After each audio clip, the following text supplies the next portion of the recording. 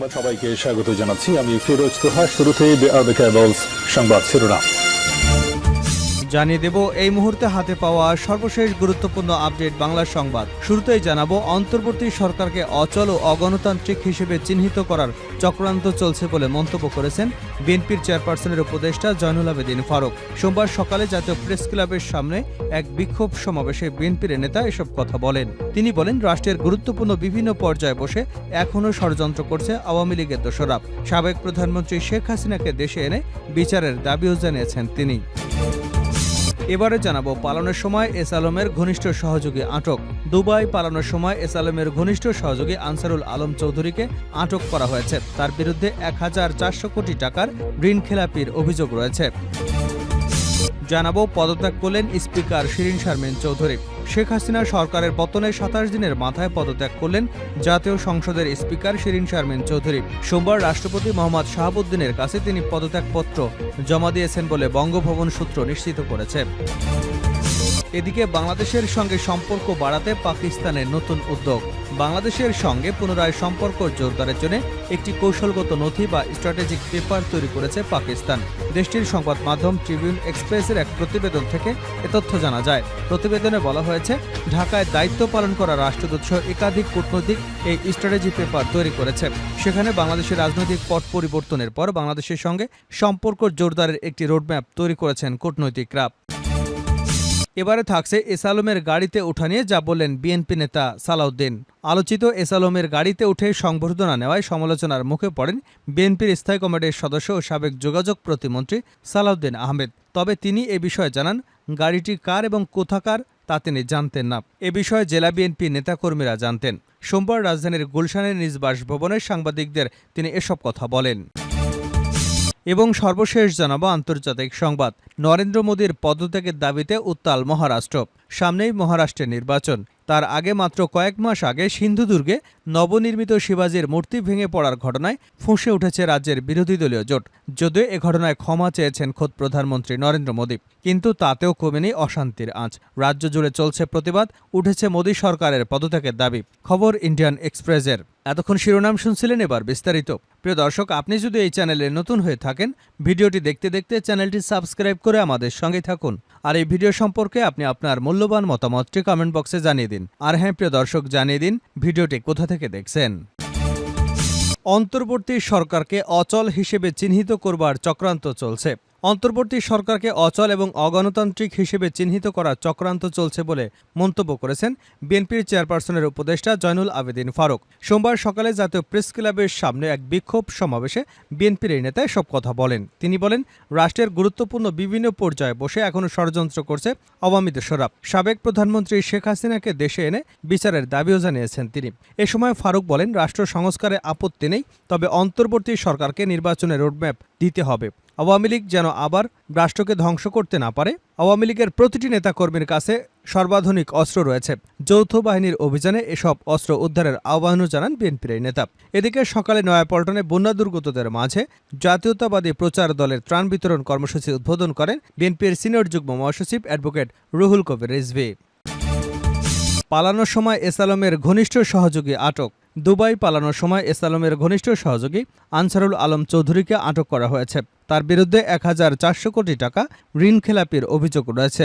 সোমবার সকালে চট্টগ্রাম শাহ আমানত বিমানবন্দর থেকে তাকে আটক করা হয়। জানা যায়, সকালে দুবাই যাবার উদ্দেশ্যে চট্টগ্রাম শাহ আমানত বিমানবন্দরে আসেন আনসারুল আলম।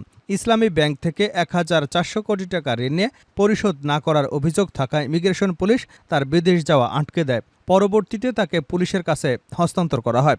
আনসারুল আলম চৌধুরী বহুল আলোচিত এস আলম গ্রুপের ঘনিষ্ঠ সহযোগী হিসেবে পরিচিত।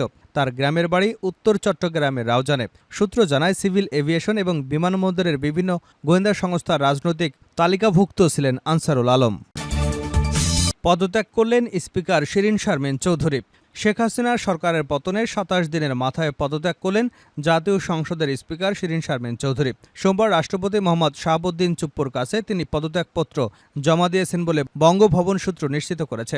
ছাত্র জনতার অভ্যুত্থানের মুখে গত ৫ই আগস্ট শেখ হাসিনা প্রধানমন্ত্রীর পদ থেকে পদত্যাগ করে দেশ ছাড়েন। এরপর রাষ্ট্রপতি সংসদ ভেঙে দেন। ৮ই আগস্ট অন্তর্বর্তী সরকার শপথ নেয়। ২০০৮ সালে নির্বাচনে আওয়ামী লীগ ক্ষমতায় আসার পর স্পিকার নির্বাচিত হন আব্দুল হামিদ। তাকে রাষ্ট্রপতি নির্বাচিত করা হলে 2013 সালের 30 এপ্রিল স্পিকার নির্বাচিত হন শিরীন শারমিন। এরপর থেকে টানা তিনি এই দায়িত্ব পালন করে যাচ্ছেন।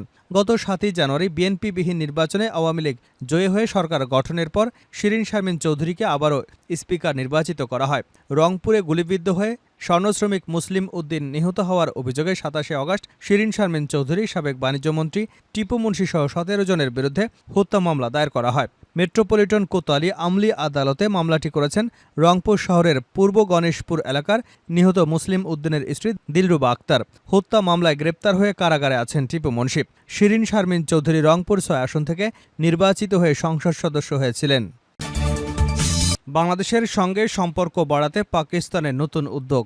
বাংলাদেশের সঙ্গে পুনরায় সম্পর্ক জোরদারের জন্য একটি কৌশলগত নথি বা স্ট্র্যাটেজিক পেপার তৈরি করেছে পাকিস্তান। দেশটির সংবাদ মাধ্যম ট্রিবিউন এক্সপ্রেসের এক প্রতিবেদন থেকে এ তথ্য জানা গেছে। প্রতিবেদনে বলা হয়েছে, ঢাকায় দায়িত্ব পালন করা রাষ্ট্রদূতসহ একাধিক কূটনৈতিক এই স্ট্র্যাটেজিক পেপার তৈরি করেছে, যেখানে বাংলাদেশের রাজনৈতিক পট পরিবর্তনের পর বাংলাদেশের সঙ্গে সম্পর্ক জোরদারের একটি রোডম্যাপ তৈরি করেছেন কূটনৈতিকরা। কর্মকর্তারা জানিয়েছেন, বাংলাদেশের দায়িত্ব পালন করা সাবেক হাই কমিশনারদের আমন্ত্রণ জানিয়েছিলেন দেশটির প্রধানমন্ত্রী শেহবাজ শরীফ।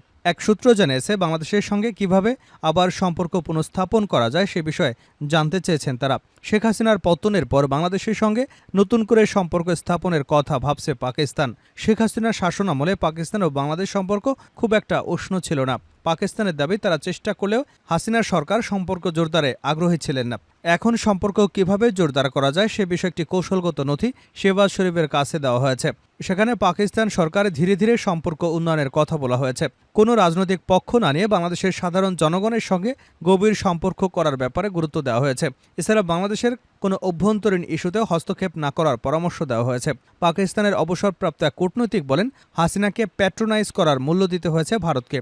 বাংলাদেশের জনগণ ক্ষুব্ধ হওয়ার অন্যতম কারণ ছিল হাসিনাকে তারা ভারতের পুতুল মনে করত। বাঙালিরা স্বাধীন চেতা, তারা এমন আচরণ কখনো গ্রহণ করবে না। স্ট্র্যাটেজি পেপারে আরও বলা হয়েছে, পাকিস্তানে বাংলা বলতে পারেন এমন কূটনৈতিক রয়েছে, তাদের ঢাকায় হাই কমিশনার হিসেবে পাঠানো যেতে পারে। তাদের অনেকেই অবসরে গেছেন, তারপরও তাদের নিয়োগ দেওয়া সম্ভব। ওই কূটনৈতিক বলেন, আমাদের ঢাকাকে গুরুত্ব দেওয়া উচিত, সেখানে যোগ্য কূটনৈতিক পাঠানো দরকার। শেষ করছে আন্তর্জাতিক সংবাদ দিয়ে। মোদির পদত্যাগের দাবিতে উত্তাল মহারাষ্ট্র। সামনেই মহারাষ্ট্রে নির্বাচন, তার আগে মাত্র কয়েক মাস আগে সিন্ধুদুর্গে নবনির্মিত শিবাজী মূর্তির ভেঙে পড়ার ঘটনায় ফুঁসে উঠেছে রাজ্যের বিরোধী জোট। যদিও এই ঘটনায় ক্ষমা চেয়েছেন খোদ প্রধানমন্ত্রী নরেন্দ্র মোদী, কিন্তু তাতেও কমেনি অশান্তির আঁচ। রাজ্য জুড়ে চলছে প্রতিবাদ, উঠেছে মোদী সরকারের পদত্যাগের দাবি। খবর ইন্ডিয়ান এক্সপ্রেস বাংলার। ছত্রপতি শিবাজীর মূর্তি ভেঙে পড়ার প্রতিবাদে মোদীকে হুঙ্কার ছুড়লেন উদ্বুদ্ধ ঠকরে। সিন্ধুদুর্গে শিবাজীর মূর্তির পতনকে মোদী সরকারের পতন হিসেবে দেখছে বিরোধীরা।